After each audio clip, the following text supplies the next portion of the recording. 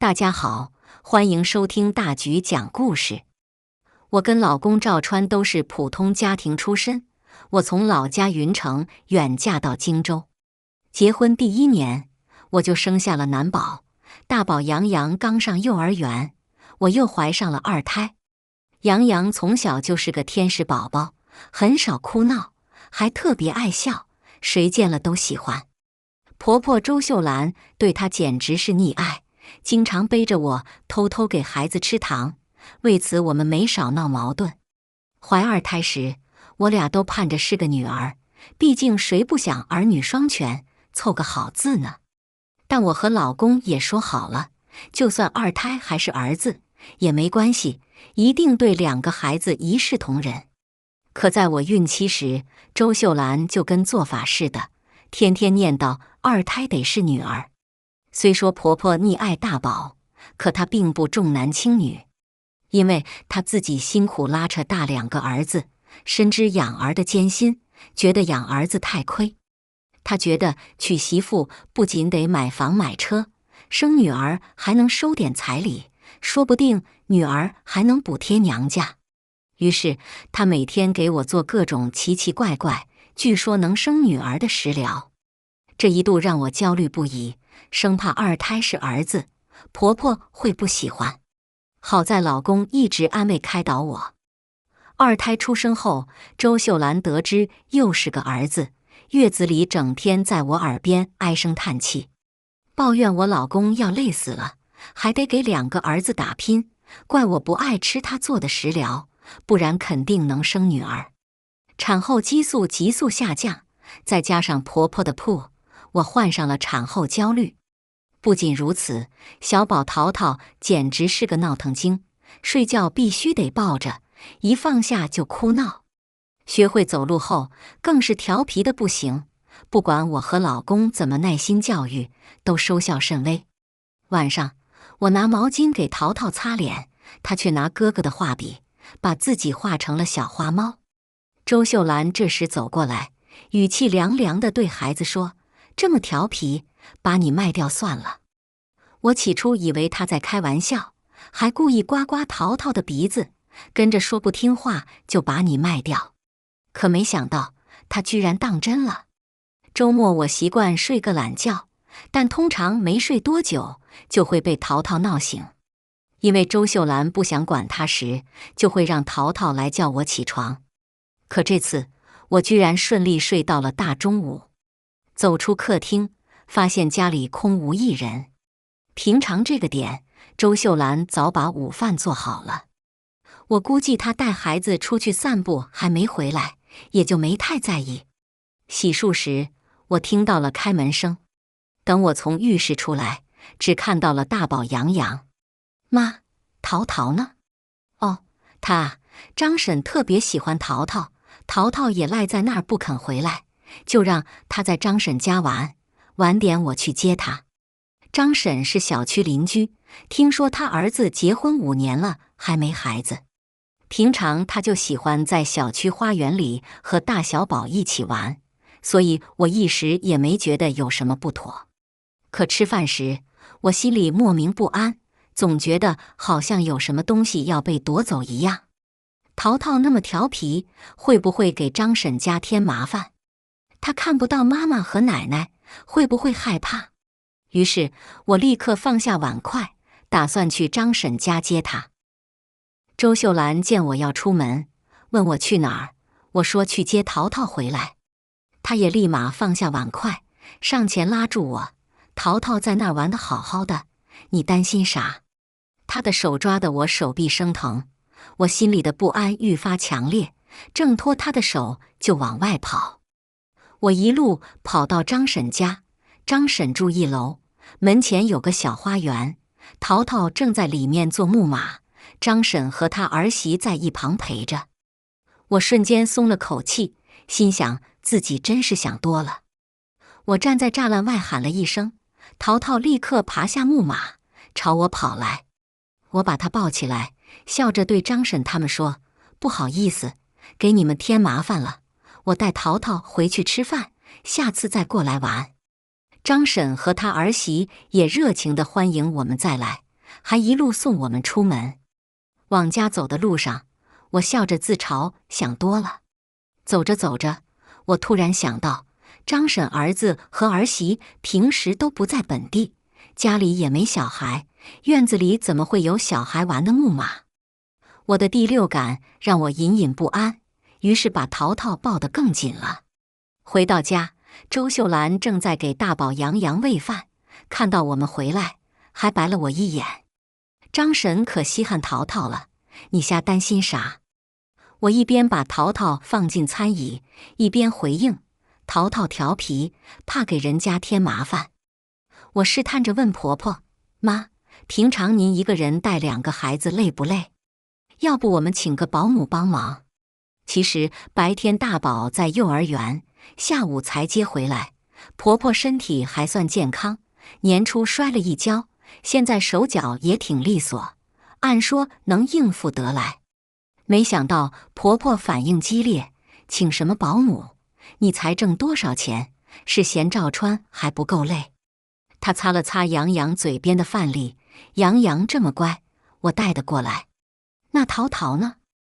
我心里有些不痛快，觉得婆婆对2个孩子的态度差别太大了。晚上，我跟老公提了一嘴，婆婆曾说要把淘淘卖掉，中午还把淘淘留在了别人家。老公却不当回事，说婆婆怎么可能卖亲孙子，还宽慰我是不是工作压力大，想太多了。我没再回话，坐在梳妆台前发呆，心里的恐慌让我焦虑不安。老公见状，放下手机，走到我身后，给我捏肩膀，讲些趣事转移我的注意力。我渐渐放松下来，哄睡淘淘后才躺下。晚上我做了个梦，梦到自己在空无一人的大街上，哭着找淘淘，却怎么也找不到。一天，我在客厅陪大小宝玩玩具、看电视，周秀兰去洗澡了。淘淘扶着桌子走路时，不小心把杯子甩到了地上。我连忙把淘淘抱到沙发上，生怕他滑倒。我用抹布擦拭地上的水渍时，大宝突然问了我一句话：妈妈，你会把弟弟卖掉吗？我整个人愣住了，问他怎么会这么问。他看起来有些害怕。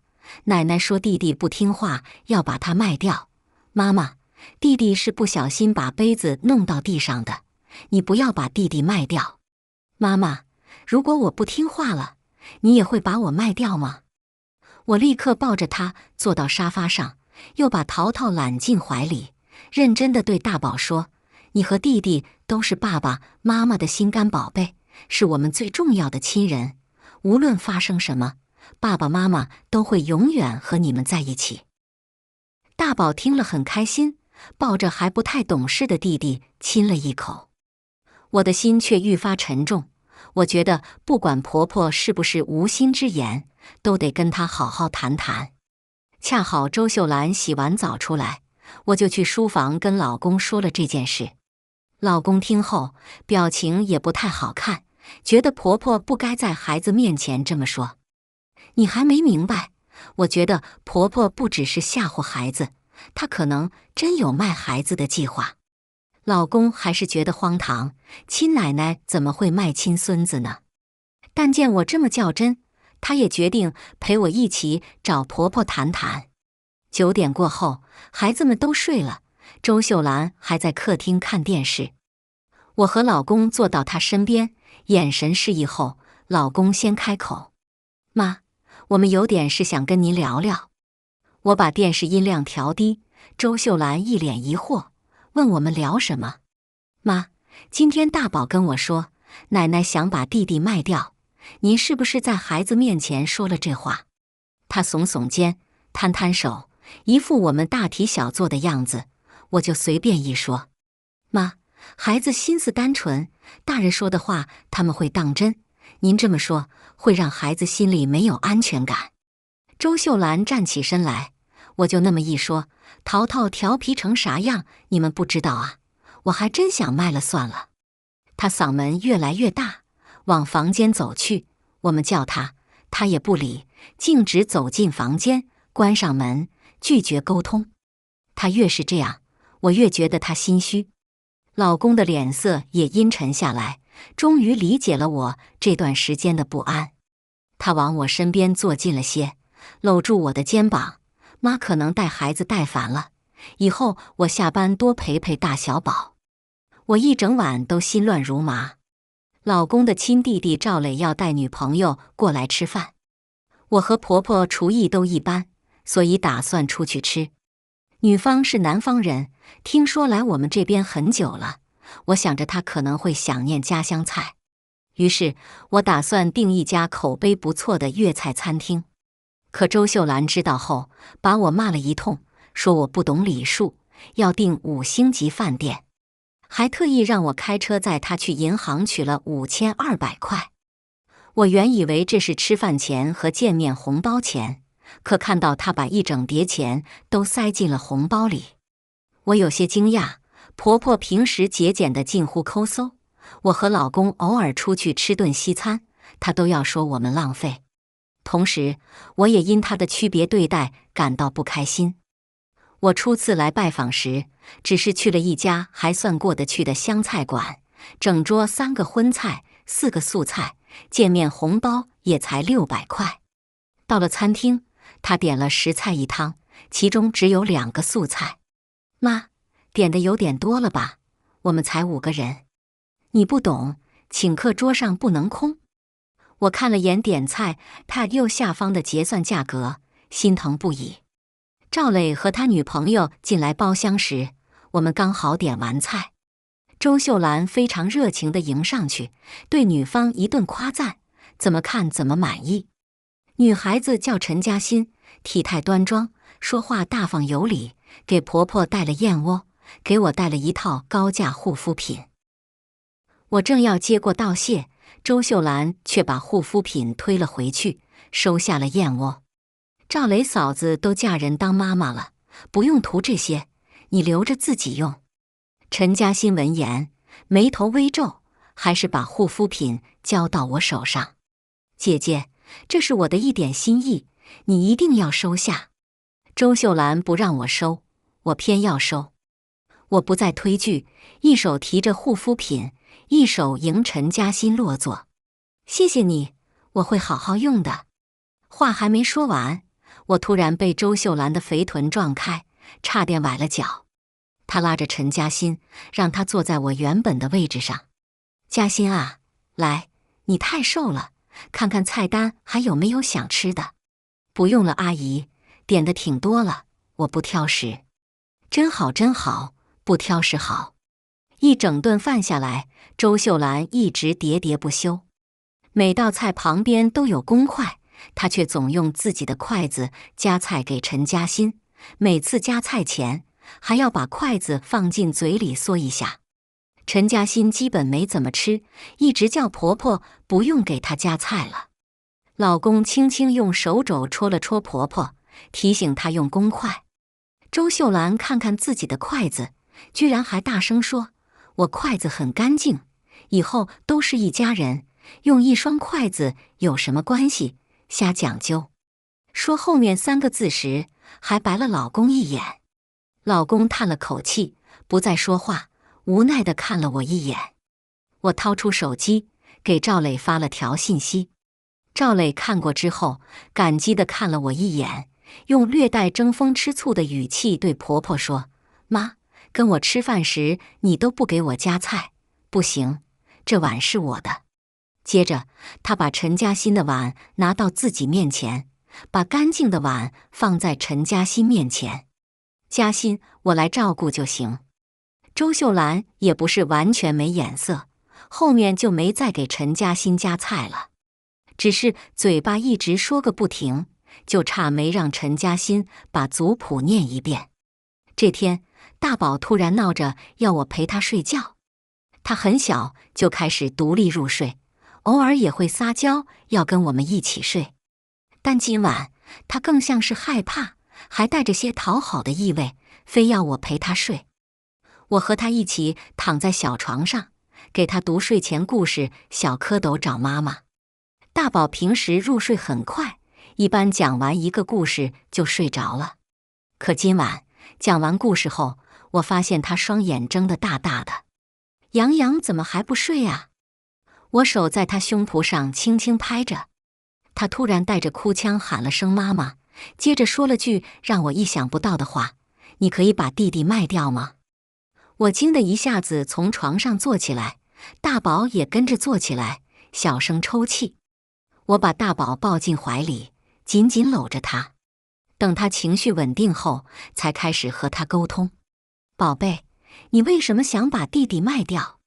奶奶说，把弟弟卖掉，爸爸妈妈就只有我一个宝贝了，家里还会有好多钱。我有点绷不住了。自从怀了2胎，我和老公做了很多准备，尤其注意大宝的心理平衡，绝不让他觉得有了弟弟，爸爸妈妈就不爱他了。我们也确实做到了，所以大宝也会主动爱护弟弟。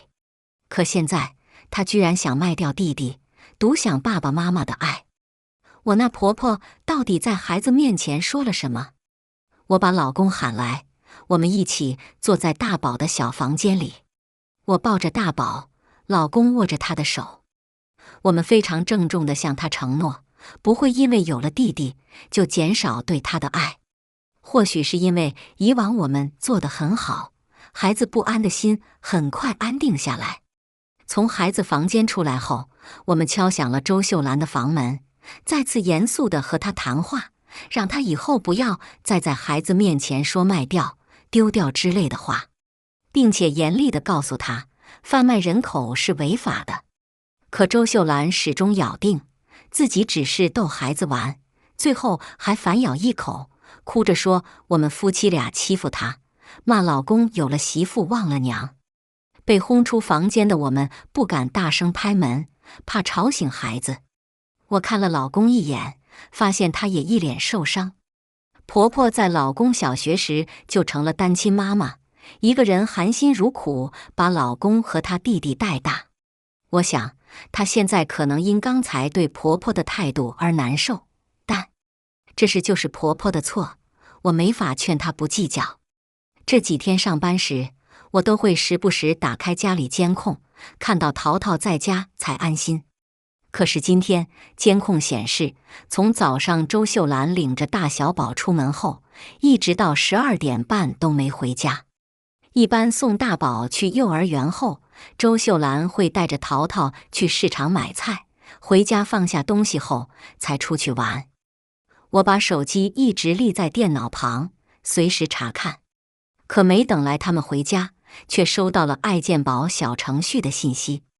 爱健宝是2个孩子常去的儿童医院开发的小程序，每个孩子都有自己的健康卡，会在需要打疫苗或体检后，把结果推送给家长。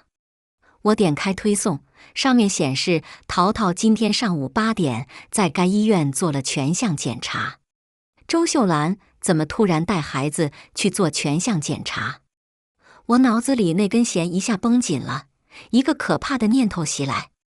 我整个人从工位上弹起来，动静吓了周围准备午休的同事一跳。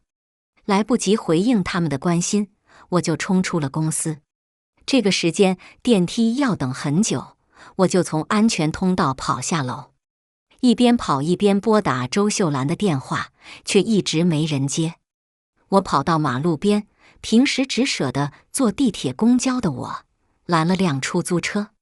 心里的恐慌越来越强烈，我手抖着给老公打电话，让他马上回家，说我联系不上婆婆了。他会不会跟那些老太太唠嗑，没注意手机？毕竟他老是不小心把手机调成静音。不，他今天早上突然带淘淘去医院做全项检查，平时打疫苗、体检都是我带去的，今天也不是体检的日子。我怀疑是交易前给孩子做身体检查，然后后面的话我不敢再说，声音已经抖得不行。但老公已经明白我的意思，说他马上赶回家。我下了车，拼命往家跑。路上会经过张婶家，我停下来往院子里看了一眼，空无一人，但院子里多了很多小孩玩具、秋千、滑梯、木马、小火车。我继续拼命往家跑，脚软得像绑了秤砣，冷风像刀一样灌进肺部。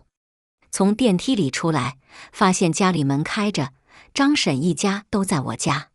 看到我回来，他们神色如常，倒是周秀兰一脸惊慌，还怒问我回来干嘛。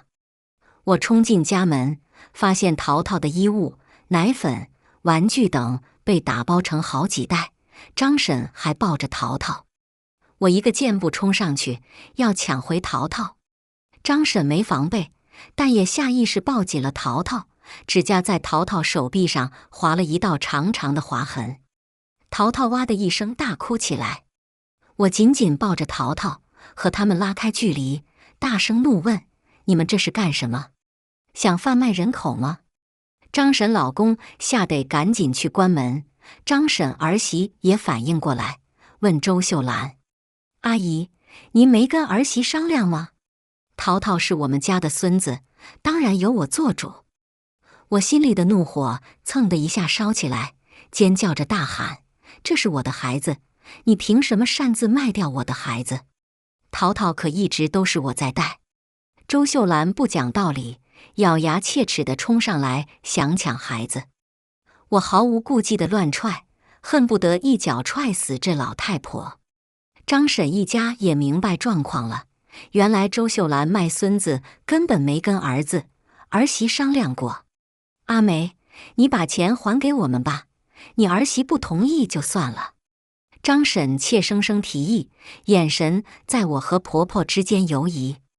周秀兰撒泼似的拍着大腿，嘴里不干不净地辱骂我，那狰狞的模样让我愈发恐惧和愤怒。怀里的淘淘被吓得哭声更甚，小脸憋得通红。我生怕周秀兰真冲上来抢走孩子，赶紧跑到阳台，抄起一把扫帚，紧紧握在手中。只要他们敢再上前一步，我就准备拼了。就在这千钧一发之际，老公赵川回来了。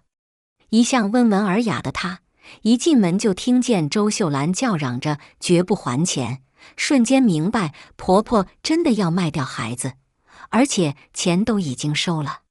赵川气得满脸通红，额头上青筋暴起，冲着周秀兰吼道：妈，把钱拿出来！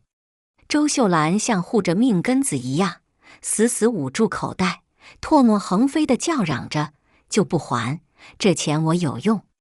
赵川不再犹豫，直接上前将周秀兰摁在沙发上，从她口袋里摸出一张银行卡。周秀兰像疯了似的扑上去抢夺，赵川手急眼快，把卡扔向张婶一家，怒吼道：赶紧滚！以后离我家孩子远一点，不然我就报警，告你们意图贩卖人口。张婶一家被赵川的气势吓得不轻，慌不择路地夺门而出。这时，周秀兰从沙发上站起来，手指着赵川的鼻子，尖声骂道：你这个不孝子，居然敢打我！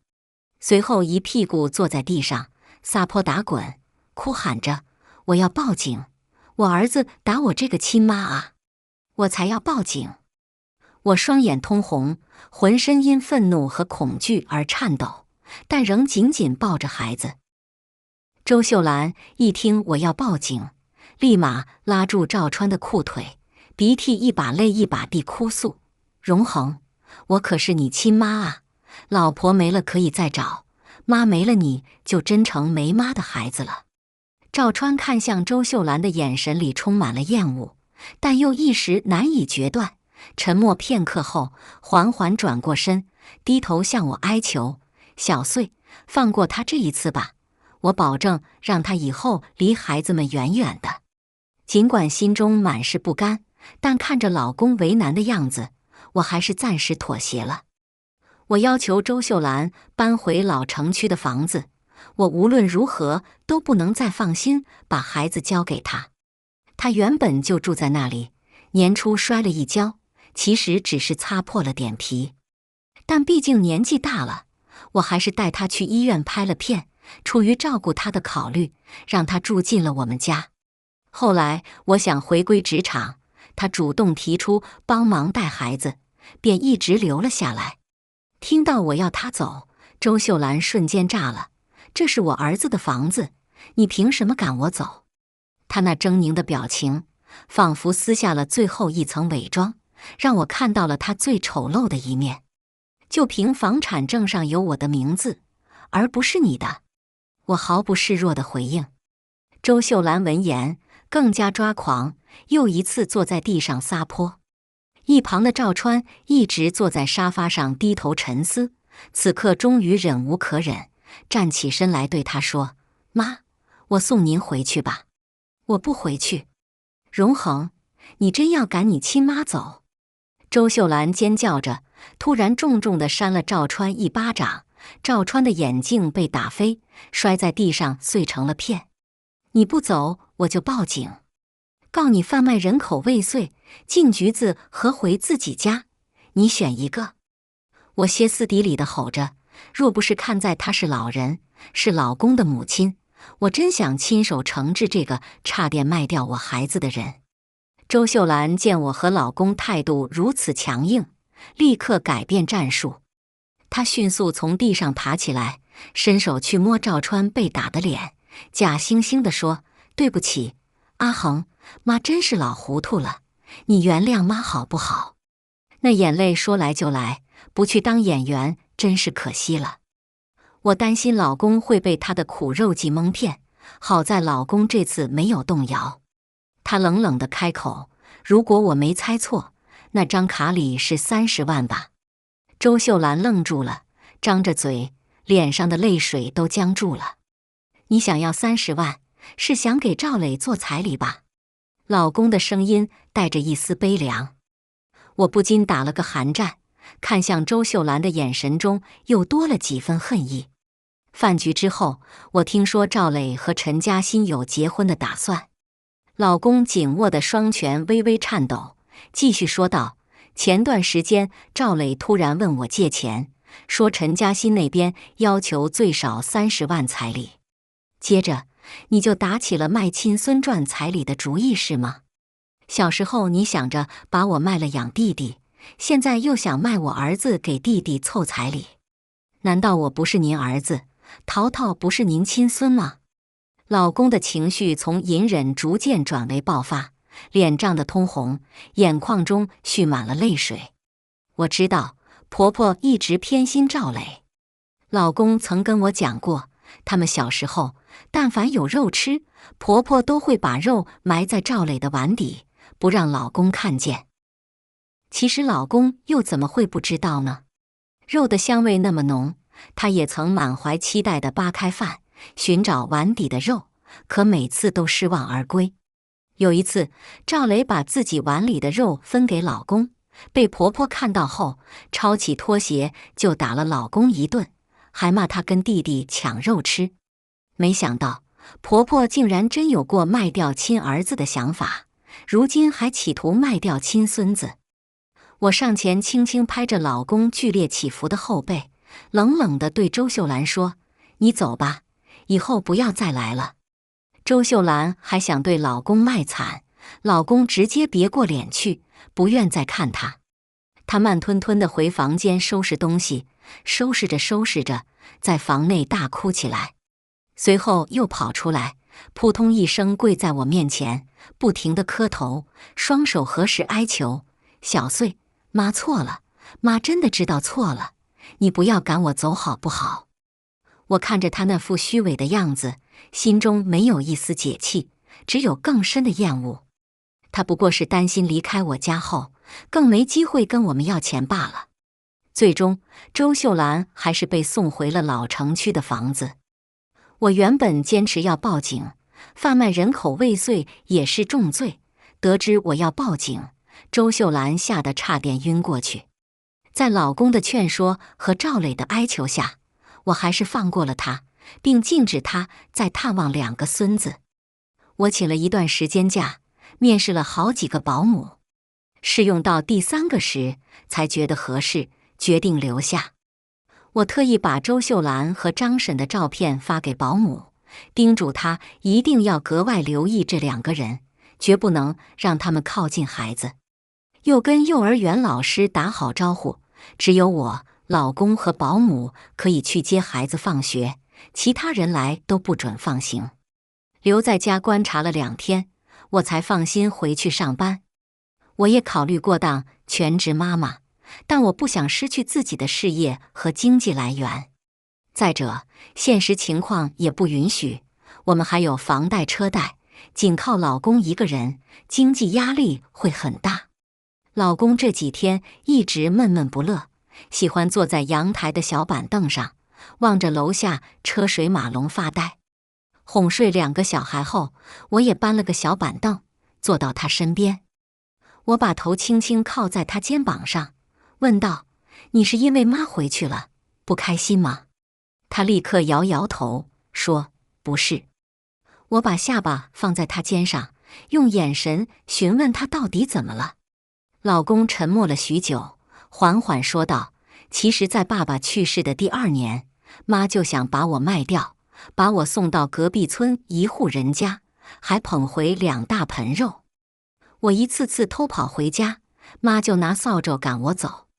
跑了好几次后，买家觉得我不服管教，就把我退了回来。在那个重男轻女的年代，他却觉得2个儿子是累赘，不对，是只觉得我是累赘。其实，你来我家见家长时，我拿了1680块给妈，让她给你封个红包，她却只给了你600块。小穗，我觉得很对不起你，结婚前没完全向你坦白，我妈是这样的人。我还记得陪你回家探望岳父岳母，离开时，你坐在车里，笑容明媚地跟他们道别。车开出小区后，你却大哭起来。那一刻，我就在心里发誓，绝对不让你在我家受委屈。你们家那么好，爸妈从小那么疼你，你远嫁过来，我却让你经历这些，还让你放过他们。我真是个失败的爸爸和丈夫。认识老公以来，他很少哭泣，此刻却哭得像个无助的孩子。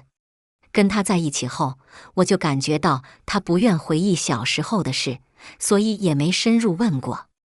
我心疼不已，更多的则是愤怒。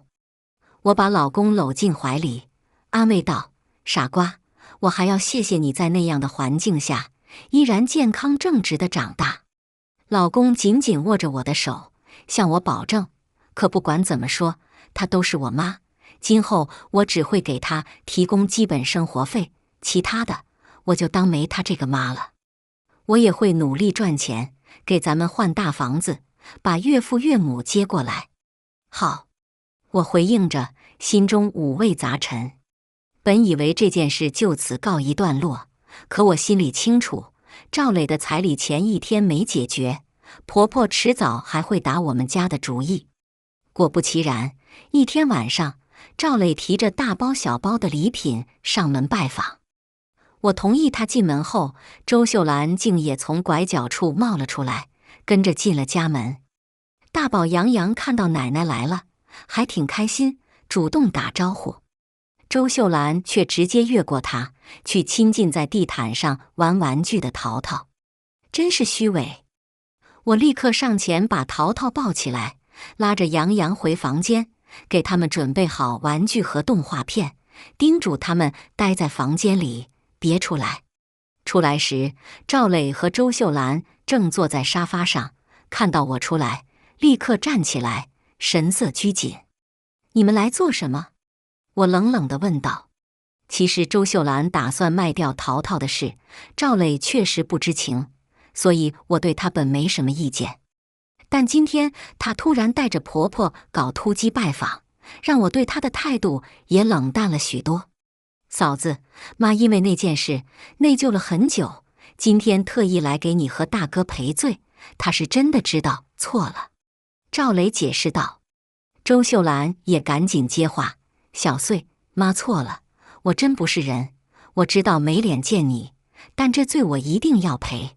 说着就要给我下跪。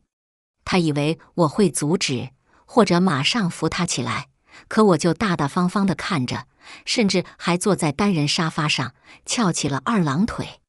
他单膝跪地，另一条腿跪也不是，不跪也不是，最后还是赵磊把她扶起来。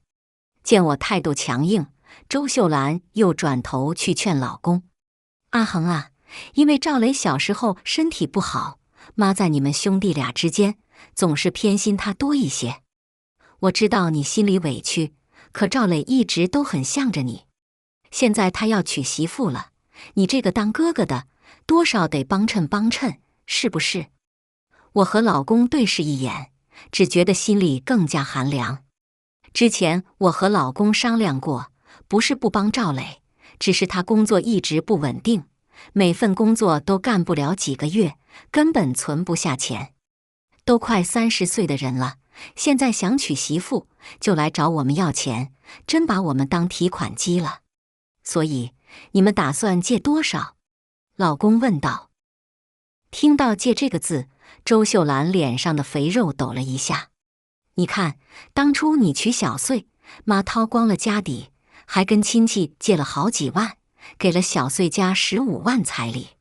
现在你们小家日子越过越好，这笔钱是不是该给弟弟交彩礼了？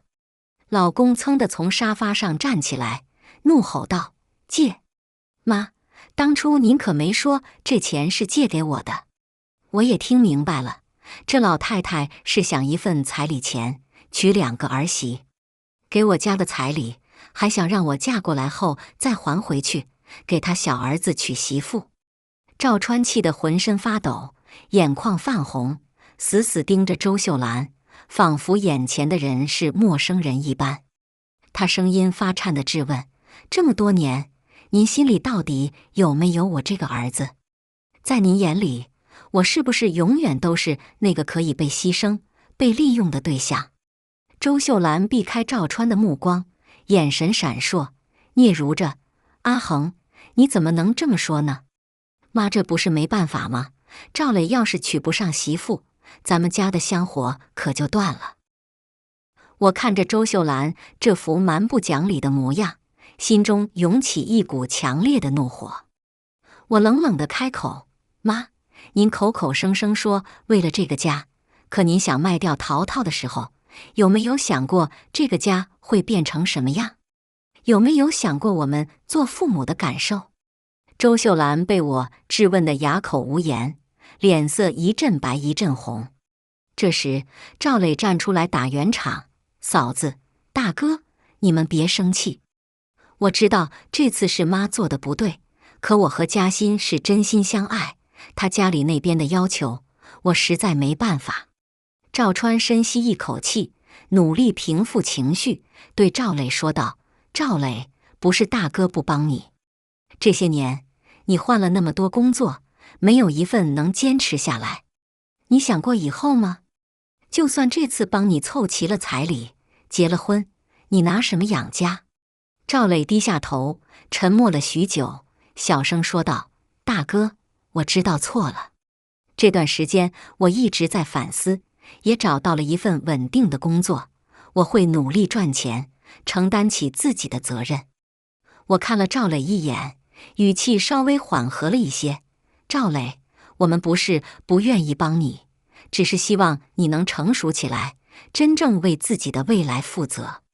至于彩礼的事，我们可以一起想办法，但绝对不能再用这种伤害家人的方式。”周秀兰听我这么说，脸上露出一丝窃喜，刚想开口，就被赵川打断：“妈，这次我们可以帮赵磊，但这是最后一次。以后您不许再插手我们小家的事，更不许再打孩子的主意。要是您再做出伤害家人的事，就别怪我不认您这个妈。”周秀兰脸上一阵青一阵白，嘴唇动了动，最终还是没有说出话来。接下来的日子，赵磊果然如他所说，努力工作，积极上进。我们也在经济上给予了他一定的帮助，帮他凑齐了彩礼钱。随着时间的推移，周秀兰也逐渐收敛了自己的行为，不再像以前那样胡搅蛮缠。但我和赵川始终对他保持着警惕，不敢再轻易让他接近孩子。生活似乎又回到了正轨，我和赵川努力经营着我们的小家，看着2个孩子健康快乐的成长。偶尔回想起那段惊心动魄的经历，心中仍会泛起一丝恐惧，但更多的是对未来的期待。我们知道，生活中难免会遇到各种困难和挑战，但只要我们一家人齐心协力，相互扶持，就没有什么过不去的坎。而经过这次事件，我们这个小家也变得更加紧密，更加珍惜彼此。接下来，请收听第2个故事。婆婆是用几枚鸡蛋对我立规矩、下马威的。新婚第3天，我的丈夫出差了。是的，没有蜜月。我懒洋洋地睡到10点才起床，她拉着拖鞋去洗漱，出来在厨房门口见到了婆婆。我一怔，看了眼紧锁的大门。你不看看几点了？东东都上班2个小时了，你才起床？婆婆站在厨房门口数落我，一大早不知能做多少事。你看看你沙发上乱的，不知道收拾收拾。我刷着牙，没吱声，刷完了才问道：妈，你怎么来了？东东说你一个人在家，他不放心。我看了，好得很。老人家总是莫名其妙的发脾气，是个怎么回事？他喜欢瞎操心，我一个人待着挺好的，我只休1周的婚假，然后就去上班。我解释着，但似乎我的解释，老人家没听见。他拉开了我的冰箱门，双开门冰箱，门拉开有些费力，我去帮他，被他一胳膊甩开，然后看着冰箱侧门上的一盒子鸡蛋，转头很轻蔑地训斥我：这鸡蛋怎么放的？不知道要大头朝上放，你妈没教你？他的语气很是严肃，似乎我犯了什么不可饶恕的大罪。我只想在冰箱里取壶牛奶，我伸手越过他的肩膀，却被他撞开了。你是不是做饭也不会？我家东东要娶你时就没正面告诉我，一问就打岔，说得含含糊糊的。你老实说，是不是不会做饭？我想我这个时候是终于清醒了，我点了点头，不会啊，不会做饭有错吗？犯了哪条律法？我们老郭家就没有不会做饭的媳妇，你去换件衣裳，系上围裙，我教你，往后东东喜欢吃的菜你得会，你爸不吃葱姜蒜香菜，你也记着。我顿时有些火了，也顾不得他是长辈，说记着什么？我嫁给郭向东，还得给你们全家做饭吃吗？是不是还得给你们全家洗衣裳、拖地板啊？老太太脸色有些红，可能是气的，再一次强调，我们老郭家是知书达理的。诚然，他们老郭家算得上是知书达理的人家，但离书香门第相去甚远。老太太退休前是当地街道小学的语文老师，识文字，断诗书，但我在她身上没看到一丝一毫人民教师该有的素养和职业道德。出嫁前，妈妈再三叮嘱我不要和夫家发生冲突，我忍了忍，说我从小到大没做过饭，没洗过衣裳，没拖过地，这些家务活我家有阿姨做，我们给她工钱，给的还不低。妈，你要是愿意做这些，我和东东商量一下，也是可以考虑给你工钱的。老人家很明显是被我气到了，开始胡搅蛮缠，那也是东东的钱，我给自己儿子做饭，我愿意。言外之意，给我做饭不愿意。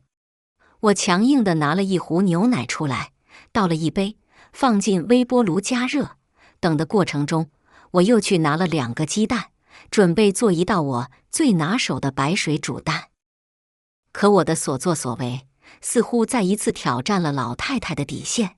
我们老郭家，女人是不吃鸡蛋的。我扭头疑惑地看着她，为啥不能吃？你又没蛋蛋，吃鸡蛋补个啥？吃了浪费。我怔了3秒才反应过来，这是个什么道理？女人不能吃鸡蛋，因为没长2个蛋蛋，这之间有关联吗？微波炉叮的一声响，和手机微信的提示音同时响起。郭向东问：“小可可，我妈去咱家了没？”我索性端着牛奶坐在了沙发上，回复道：“来了，而且不许我吃鸡蛋，说我没有蛋蛋。老郭家只有蛋蛋的才能吃鸡蛋，我吃是浪费。”我实话实说，一点儿也没有恶人先告状。郭向东，妈那是老思想，其实就是舍不得花钱。一个鸡蛋才几毛钱，咱家吃不起吗？郭向东，老人家思想顽固，你别当他面吃就行，惹不起躲得起哈。可可乖，想你。郭向东发了个很肉麻的表情包。我在自己家里吃个鸡蛋还要躲着吃？我表示自己很疑惑。郭向东，不用，咱们正大光明的吃，反正你也是要给咱们老郭家生儿子的人，么么哒，给你鸡蛋钱，尽情的吃。郭向东发了个红包，人民币88元，他连发100都舍不得。其实我更想追着问一句，倘若我生的是个女儿，是不是她也没有吃鸡蛋的资格？婆婆见我半躺在沙发上玩手机，怒气冲冲地摔门而去。我慢慢悠悠地吃了2枚白水煮蛋，喝了一杯温热的鲜牛奶，开始给自己泡茶喝。在茶柜里翻了翻，找到了一罐大红袍，看样子应该是哪一回我妈顺手带过来的。原产地武夷山的正宗大红袍，一年产量甚少，但不影响市面上每年几千斤的销售量。但我手上这一罐，应该是我爸爸收藏的，不是顶级，但也不差。我给自己泡了一泡，堪堪喝了一小杯，便听到门锁在转动。我那方才被我气走的婆婆又回来了，手上还提着7、8个塑料袋的菜。我以为她回家了。结婚前2家谈婚事，我妈便被郭家的小家子气给气得不行。郭向东要买一套房龄超过30年的老破小，面积也刚刚70平，再怎么装修也装不出3房2厅2卫的格局来。郭向东买房没和我商量，买房的理由是那个小区挨着一个小公园，而且片内有一所是重点小学。我指着地图说，这个小区不过是隔一条马路，也在片内，还是新房，你怎么不考虑？郭向东没说话，隔一条马路的小区是新开发的，均价比老破小贵了足足3倍。最后房子没谈拢，但爸爸还是给我在贵3倍的小区里买了套新房，140平，标准的3房2厅2卫，一样的6层，一个有电梯，一个没有电梯，一个1梯2户，一个楼梯上来5、6、7、8户。房主落的是妈妈的名字，妈妈想的是，这应该是1灌汤的距离。爸爸叹气，可可，买房晚了点，6层有些低，可能灰尘有些大，你平时多关窗。眼下，我的婆婆就麻利地取下门上的钥匙，不悦地对我说，还不来提一把？我起身去接过了她手上的袋子，问道，妈，你怎么有我家的钥匙？什么你家的我家的？老太太换好了拖鞋，朝我翻了个白眼。自从得知我这套新房落在我妈妈名下后，老郭家的新老破小也落到了郭家老爷子名下，其用意很明显，怕我占了他家的便宜。我曾站在老破小堆满了鞋架子和自行车的走廊里，暗暗吃惊，特别想告诉郭向东说，你们家这套房子白送给我，我都不想要。可我怕伤了郭向东的自尊，毕竟这个男人无不良嗜好，对我还挺好。我没理会他，想着等郭向东出差回来，换一把智能指纹锁，毕竟我也是个经常忘记带钥匙的人。我把七七八八的塑料袋提进了厨房，突然一个袋子猛烈地抖动了几下，吓得我一松手，几个袋子便掉在了地上，一条还活着的鱼便欢呼雀跃着从一个塑料袋里蹦了出来，还一甩尾巴，亲了我的拖鞋一口。我一时有些手足无措，茫然地后退了一步，尖叫了一声：“叫魂呢！一条鱼都不会收拾，我家可儿10岁都会杀鱼了。”老太太弯腰一把抓住鱼，扔进水槽里，似乎又瞪了我一眼。和郭向东谈恋爱时，他说：“可可，我妈肯定会喜欢你的，我大姐、二姐都叫可儿。”我起初以为他的2个姐姐是和我一样是可爱的可后来才知道是渴望的渴望一个儿子。我曾经替这2位素未谋面的姐姐不值。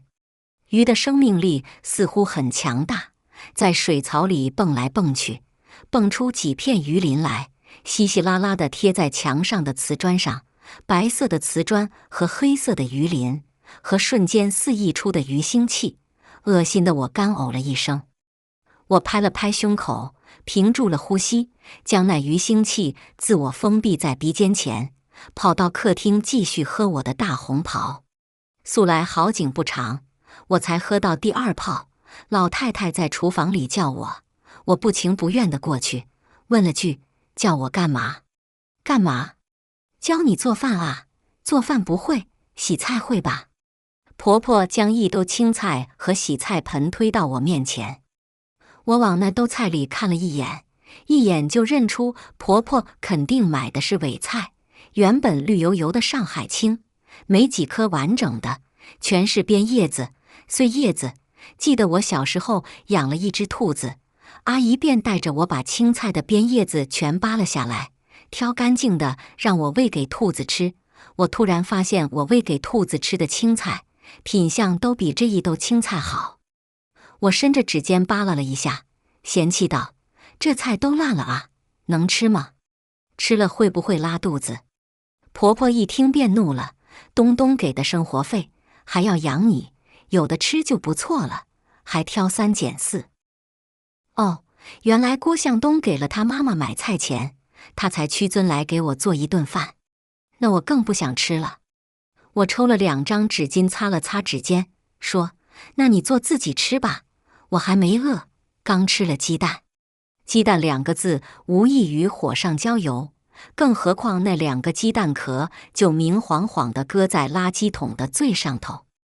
我猜到他肯定要生气，可我实在不明白的是，这有什么好生气的？我在自己家里，自己动手，吃自己的，喝自己的，我何错之有？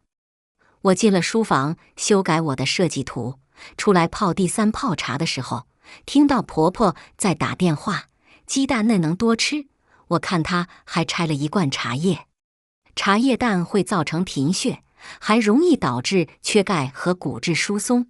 她马上要怀孩子的人，哪能瞎吃东西？白水煮蛋也不行，鸡蛋长时间煮，滚水和锅会产生多种有害金属，产生一种亚硝酸盐，含致癌物质。我猜他是在跟郭向东告状。厨房里的乒里乓啷好长一段时间才消停，再然后我听到大门被重重摔上的声音。我赶忙扔下平板跑出来，只看到门厅地毯上2只东倒西歪的拖鞋。郭向东的视频电话时时打来：“宝贝儿，吃饭没？我妈给你做什么好吃的了？”我拿着手机进了厨房，可是餐桌上是空的。是的，空的，什么都没有，甚至于我的纸巾盒都不见了。我又转向厨房，一片狼藉，水槽里还残留着鱼肠子、鱼鳃，地上扔着烂菜叶子。我捂着鼻子，看到油盐酱醋罐子瓶子放得七零八落的，干辣椒面从橱柜里面一路洒到餐台，燃气灶上，锅里泡着一锅水，油汪汪黑乎乎的。电饭锅敞开着，插头没拔，盖子没盖，可里面只剩下几粒没刮干净的米粒。我捂着鼻子把灾难现场直播给郭向东看，在仰头时看到几片鱼鳞还贴在厨房的吊顶上。那位生命力强悍的鱼临终前进行的生死抗争之剧烈，可见一斑。我又捂着嘴巴干呕了一声。实在是气味太难闻了。郭向东半晌没说话，此时自以为很幽默地问了句：“可可，怎么了？是不是有了？有你个大头鬼！”我骂了一句，说：“郭向东，你知道的，我从来没洗过碗，这厨房你收拾，我受不了鱼肠子的臭味。”郭向东依旧在替他妈妈道歉：“我妈年纪大了，习惯是不太好，你看在她一把年纪份上，别跟她计较了，我给你找保洁阿姨，你别生气，别气坏了我儿子。”我把厨房的窗户打开到最大，可那些臭鱼烂虾的味道依旧往鼻孔里钻，直到物业管家派了保洁阿姨过来，忙活了2个小时，才把厨房收拾得干净如新。保洁阿姨出门和婆婆进门几乎同时，保洁阿姨拧着满满2大兜垃圾，婆婆拧着一个空荡荡的无纺布袋，而那个无纺布袋子还是我买衣裳的附赠品，品牌的大 logo 耀眼而醒目。我没想到的是，婆婆后面还跟着公公。保洁阿姨很和气地打了个招呼，便进电梯了。而多看了保洁阿姨一眼的公公，便被婆婆拧着耳朵进门来，甚至于连鞋都没换，就被婆婆拧着摁进沙发里。狗东西，长了狗眼睛就喜欢到处看，看什么看？看人家长得年轻，长得胸脯大。我刚给保洁阿姨转完账，此刻抓着手机听呆了。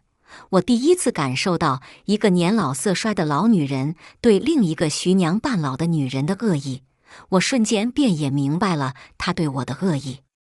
我比她年轻，比她漂亮，比她身材匀称，比她皮肤细腻，比她命好有崭新的大房子住，比她更得她儿子的欢心，她不疯魔了才怪。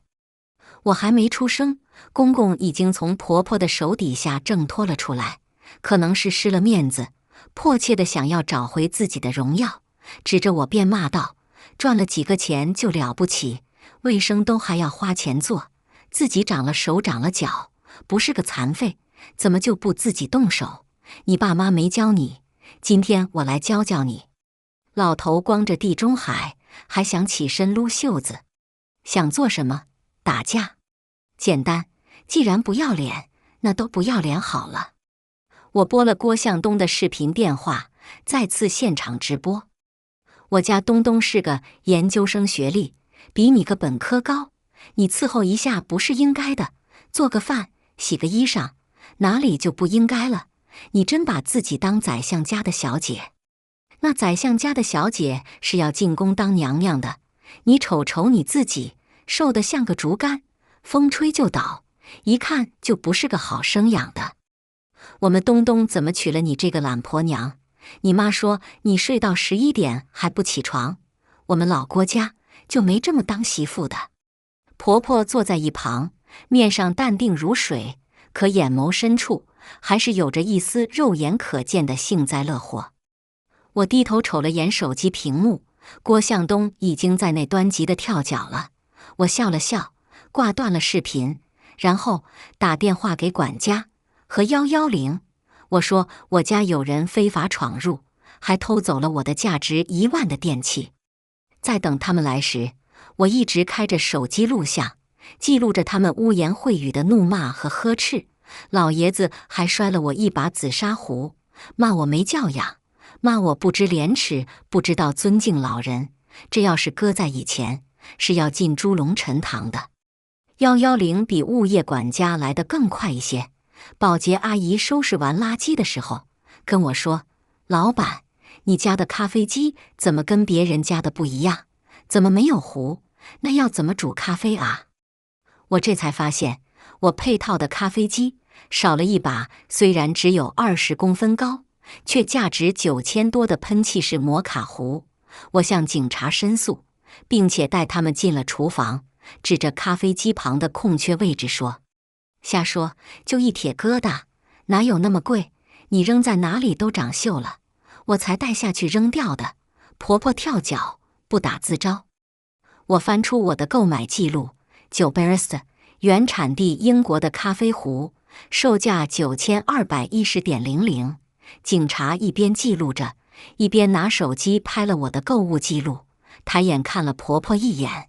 我又翻出我的紫砂壶购买记录，指着地上的碎片说：“这把壶是宜兴的，原矿老紫泥，名家款，底下有签名，也不贵，1850.00。”你这个女子满嘴没一句实话。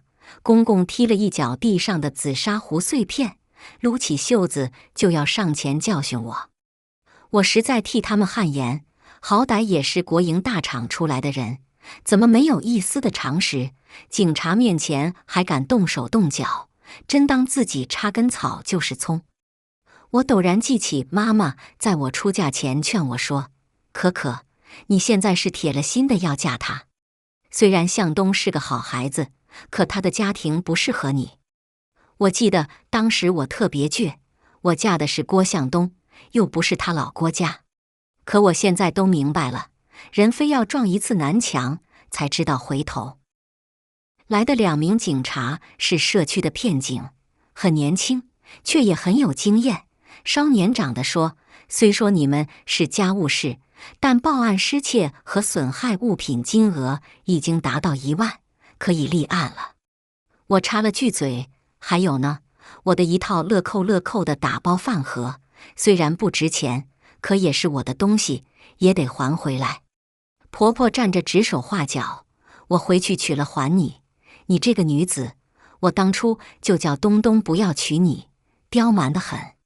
”1名警察跟着婆婆走了，另1名继续填着表，拍地上的碎片。公公气得脸通红，拿脚把碎片往茶几底下扒拉，被警察一个眼神给瞪得再也不敢造次。看，人就是贱骨头，好言好语不听，非要给点厉害才安生。警察一边记录一边问我：“还有其他什么东西丢失的吗？”我粗粗扫了眼客厅，其他小东西，1盒抽纸，1盒大红袍的茶叶，算了吧。公公坐在沙发上，依旧扮演着老年人该有的模样。明明家务事，清官都难断，你好意思报警？你把我们当什么？我是你丈夫的老子，就是你的老子，还敢大言不惭把我们当贼？我没说话，把刚才拍的2位老人耀武扬威的视频放出来给警察看，没有消音。我看着他脸上的怒意越来越甚，我丝毫不怀疑，如果警察不在现场，他拿起茶几上的果盘砸破我脑袋瓜的暴行都有。警察又冷冷地去了他一眼，叫我把视频发给他。婆婆和小警察回来的时候，咖啡壶和饭盒都在警察的手里，就用我那个无纺布的袋子装着，打了开来，零零碎碎，除了我发现的东西，还有1个紫檀木的牙签筒，1整盒棉签，2把纯银的调羹，2双纯银的筷子。我竟然笑了，是的，怒极反笑。纯银的餐具是我的陪嫁，我怎么也没想到，他们竟然连我的陪嫁物品都要顺手牵羊的拿回去。拿回去做什么呢？发财吗？小警察说，目前发现就这些，还都放在进门的桌子上，估计还没来得及收拾。这个咖啡壶也没有当垃圾丢掉。倘若我不报警，倘若保洁阿姨不告诉我，我相信我的所有这些东西，终有一天都会莫名其妙地被当作垃圾处理掉。我恶毒地说：“妈，您可能不知道，我们老家有个说法，说如果夫家占了媳妇的陪嫁，是要拿人命换的。您想好了吗？是拿谁的命换？你们是有命占，没命花啊！都说年纪越大越怕死，越忌讳死，可我偏偏要诅咒一下，都不要脸，谁怕谁呢？”老太太顿时急了，扑过来就要打我，被警察拦了。而大开的屋门口，物业的管家终于到了。能当上管家的都是人精，他们来的时机恰恰好。管家笑呵呵地敲门，对回头张望的警察说：“陈队，我还正找你呢，我在楼下看到你们的车了，还想着车在，人去哪儿了，等了好大一会呢。”警察又将我失窃的物品一一拍照登记，然后让我确认签字，嘱咐我保持通讯畅通，然后完美退场。毕竟清官难断家务事，我也并没恶毒到非要送2位老人去吃牢饭。网络一线牵，做人留一线。管家再次进来就打哈哈，一派和稀泥的作风。反正丢失的东西都拿回来了，反正是一家人，有什么深仇大恨不能坐下来谈一谈的呢？可是公公拒绝了，指着我骂道：“你这个女子太没教养，你妈没教你怎么做人。”我极为冷静，我妈没教我怎么当小偷。婆婆原本坐在沙发扶手上，在我说出小偷2个字后，更是很夸张地往地上一滑，瘫坐了下去，拍着自己的大腿哭诉道：“我苦命的儿子啊，怎么娶了这么个婆娘啊，家门不幸啊！”管家估计也没见过这个阵势，一时也懵了，瞪大着眼睛看着我。我正忙着拍视频，这个场面在现实生活中太难见到了。他们当我是个软柿子好拿捏，可偏偏踢到了铁板。人不要脸，天下无敌，说的是婆婆，也是我。大门没关，又是警察，又是物业，又是打架哭骂的。对门的邻居把门打开一条小缝，探出一截马尾辫，现场吃瓜。我还没嫌丢人，公公嫌丢人了，可能见我不上道，一把拉起婆婆，冷着脸嘀咕：“还不嫌丢人？”原来他们也知道脸面，也知道树活一张皮，人活一张脸。婆婆起来拿胳膊肘撞开挡在她面前的管家，就要往外冲，我赶紧拦了她下来。钥匙呢？钥匙交出来，这是我妈的房子。婆婆羞红着脸掏出钥匙，往我脚下一丢，然后指着我骂道：“等东东回来，我就叫他跟你离婚，离！”我弯腰捡起钥匙，火上浇油：“离，离就离，谁不离谁是王八羔子。”这已经是我能骂人的脏话极限了。婆婆转身朝我嚷嚷，嘲讽我：“你都被我家东东给睡了，离了谁还要你这个破烂货？”如果不是管家拦着，我估计会扑上去撕烂她的嘴。婆婆是趾高气昂地离开的，她似乎忘记了，她顺手牵羊带走的物品价值远超1万了，即便是盗窃后退赃，也是可以判刑的。关键在于我谅不谅解她。管家陪我哭坐了一会儿，见我情绪缓和了，已经在网上商城订购了电智能指纹锁，又给自己订了1盒披萨，才安慰了我一会儿，起身告辞，并且言之凿凿，他会通知保安室，禁止他们2人再次进入小区。屋子里陡然变得安静了下来，我将紫砂壶的碎片收拢了丢掉，又从垃圾桶里捡了出来，拍了张遗照发给了郭向东。我的损失得有人赔偿。郭向东的电话打来时，我正窝在沙发上吃披萨，我才发现热闹了一整天，我才只吃了2个白水煮蛋，喝了1杯牛奶。我在屋子静下来后，饿得心里发慌。可偏偏在我大快朵颐的时候，郭向东的电话催命般的打来。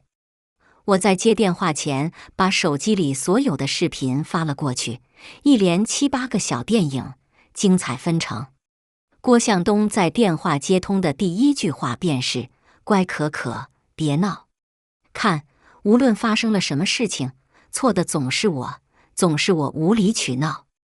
我后悔，我以前真是睁眼瞎，怎么就被猪油蒙了心，被白内障蒙蔽了双眼，没看清这个男人的真面目。我开了免提，大口大口地吞着披萨，我怕电话再听下去，我会恶心得吃不下任何东西。果然，郭向东在电话里大言不惭，他们年纪大了，一辈子过得也不容易，没见过咱们那么好的东西，一时眼皮子浅，想拿去先用用，反正我们先用不上。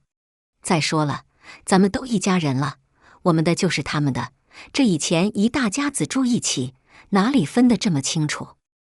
你说你挺明事理的人，怎么想到去报警？他们多爱护脸面的人，被警察问来问去，这传出去，脸朝哪里搁？你去跟他们道个歉。那个茶壶，要不我重新给你买一个，就泡茶用，也犯不着买那么贵的。回头哪天又摔了，还不心疼死？我庆幸我和他只拿了结婚证，因为疫情还没有办酒席。人生这一刻，我第一次感到如此庆幸，庆幸我还能及时跳出火坑。我将嘴里的披萨咽了下去，克制着所有的怒火，说：郭向东，你妈妈让我们离婚，我同意了。电话那边一片静默。我又说：你妈妈说我是个被你睡过的烂货，离婚了没人要。郭向东，我偏要让他看看我还能嫁得有多好。吃饱了好做事，我从杂物间里拖出一个行李箱来，看了看，想起这个箱子也曾经花了我好几千大洋，就这么免费送给这个妈宝男，实在是不划算。四下里转了一圈，把床上的床单扯了下来，铺在地上，把郭向东的衣物都打包了进去。去领结婚证的当天，我还给郭向东买了一套 Prada 的套装，眼下那套衣裳被我扔在地上，又捡了回去。如果不能7天无理由退货，我就挂咸鱼，反正购物单都在，谁的钱也不是大风吹来的。而那天郭向东送了我什么呢？请我吃了顿驰名中外的张亮麻辣烫。我真想抽自己2巴掌了，又怕打得脸疼手也疼。衣裳打了一个大包，而我给他买的手表、宝石袖扣、镶钻的领带夹我都留了下来，一一的拍照、修图、挂咸鱼。剩下的洗漱用品，我都扔进了钱婆婆顺走的无纺布袋子里，甚至她用过的沐浴露、洗发水都装了进去。我生怕她哪一天找来打搅我，借口是：可可，我的那瓶沐浴露你没分我半瓶。怎么办呢？扣扣嗖嗖的男人，可能连吃过的半瓶老干妈都要咬一半走。我环顾四周，把郭向东可能用过的东西都极其大方地送给了他，包括他用过的半盒钢本。就当作慈善吧，我还是个心地善良的人。郭向东直到第5天才来找我。下了班，我拖着被设计图折腾得晕乎乎的脑袋回了家。家门口的地垫上就坐着郭向东和他的行李箱。我新换了智能指纹锁，输入了自己的大拇指、食指、中指、无名指的指纹。如果可以，我连脚丫子纹都想输进去。郭向东可怜兮兮地看着我，老婆，他穿的不是我给他收拾的行李箱里的衣裳。他出差回来，首先回的是他妈妈家，而不是我们的家。我面无表情地看着他，不想说话，只想一脚踹开他，进门躺在沙发上放空。老婆，你别闹了好不好？我不该不带你去度蜜月，可是我实在是没法请长假啊。看，他依旧觉得是我在闹，是我在无理取闹，这一切都是我的错。他的父母对我的暴力，言语上的侮辱，财物的偷窃，他通通看不见。郭向东见我不说话，手臂一伸，抓住了我的衣裳下角。我突然就心生恐惧，往后退了一步，衣角脱开了他的手。他怔住了，我也怔住了。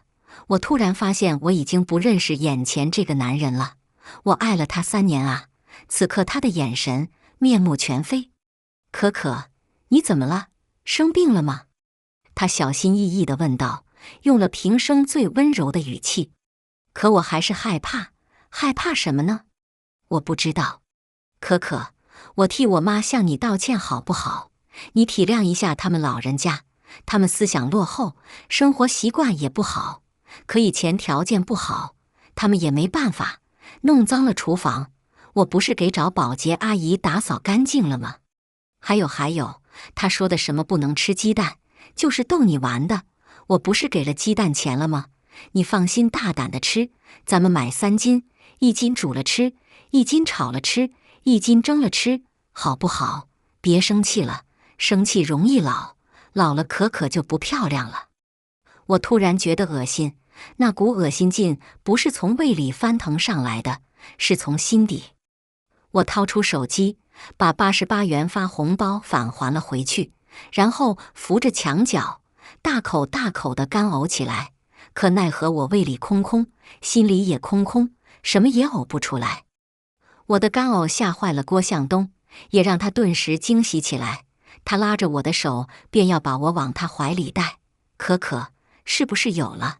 我是不是要当爸爸了？我挣扎着，我挣脱不开。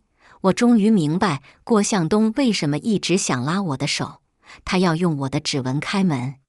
我哭了，吓得我突然就爆发了出来，一边干咳着，一边叫着：“郭向东，你放开我！”斜对面的门吧嗒一声打开了，一个光着膀子的中年汉子出来，冲我们嚷道：“喊什么喊什么，吵死了！”我住了嘴巴，郭向东也停止了拉扯，我则趁机逃离了他的魔爪，退到了墙角，准备负隅顽抗。邻居的女主人也出来了，看我哭得一脸都是泪水，一把把我给扯了进去，问道：“妹妹，这是怎么了？要不要报警？骗警我们都熟。”女主人扎着马尾辫，就是前天躲在门后吃瓜的一线前排群众，可是她今天救了我。她关了防盗门，她5大3粗的丈夫就挡在门口，对着郭向东嚷嚷：“你谁啊？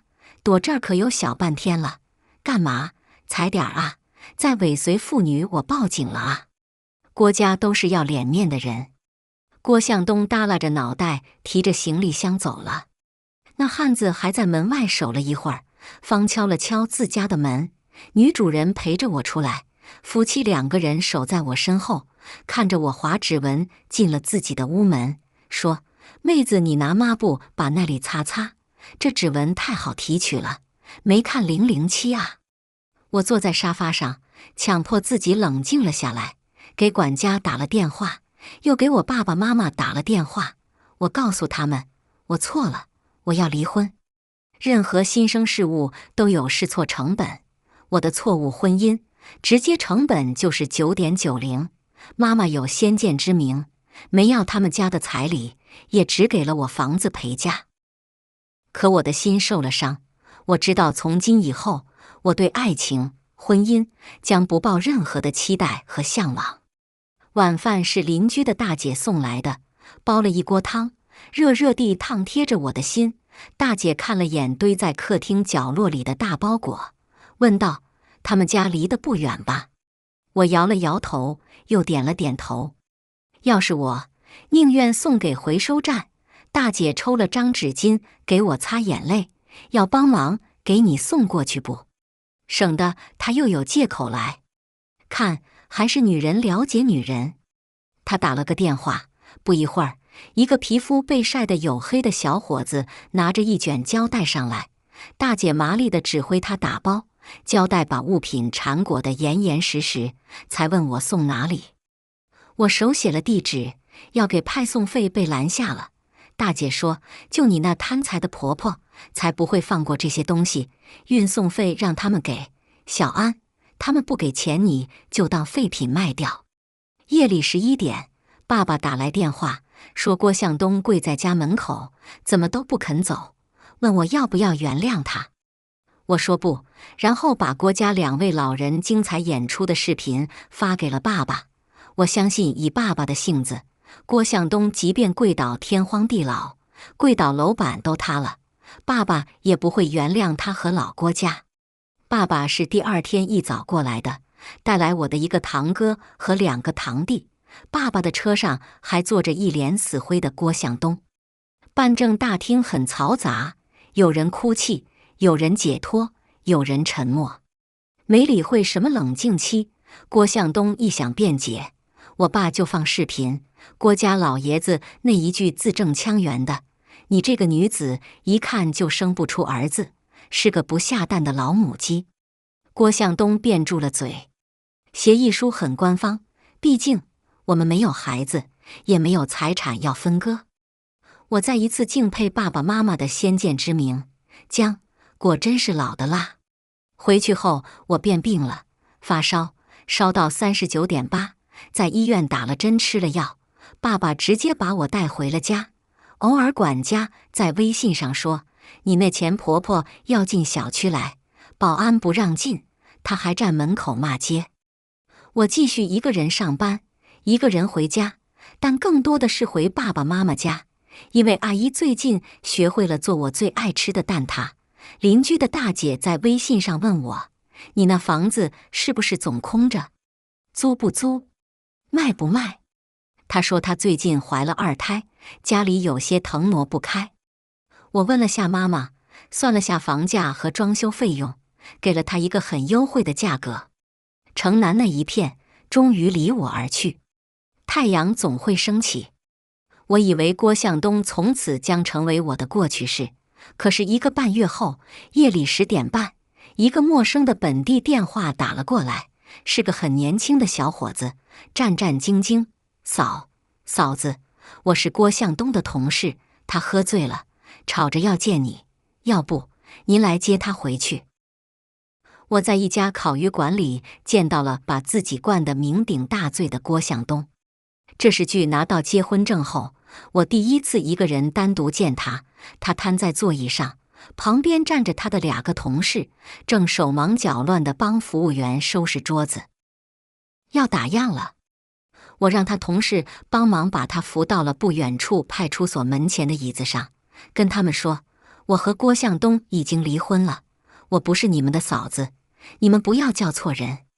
2个小伙子也喝了些酒，但至少清醒，不好意思地点着头，给我打电话的小声解释道，姐，你把他微信电话都拉黑了，我只能拿我电话打。他们碍于我的安全，又为了避免尴尬，坐到了旁边的椅子上，吹着夜里的凉风。郭向东在哭，哭得似乎很隐忍，隐忍什么呢？我对不起他吗？